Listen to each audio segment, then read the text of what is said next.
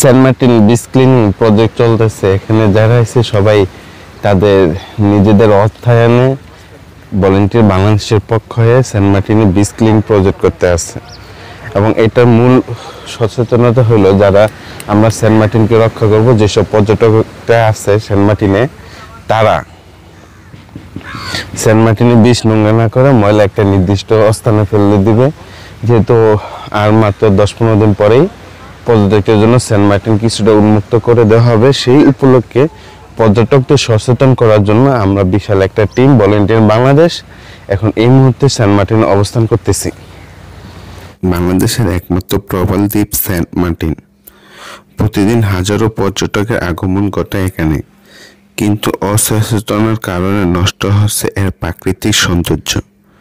এই সৌন্দর্য রক্ষা ও সচেতনতা বৃদ্ধির লক্ষ্যে এবার বিশেষ উদ্যোগ নিয়েছে তরুণ স্বেচ্ছাসেবীরা।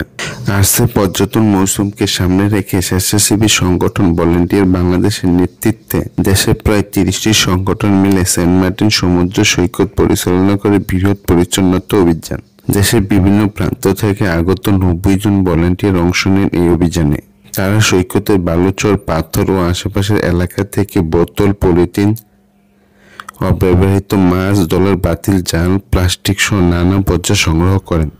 এই অভিযানের মূল লক্ষ্য পর্যটকদের মধ্যে সচেতনতা বাড়ানো এবং সবাইকে বোঝানো যে প্রকৃতিকে ভালোবাসলে তাকে পরিচ্ছন্ন রাখাই আমাদের প্রধান দায়িত্ব। হলো আমাদের মূল উদ্দেশ্য হলো যারা পর্যটক আসবে তাদের সচেতন করার জন্য সেন্ট মার্টিনকে বাসান দূষণমুক্ত রাখুন।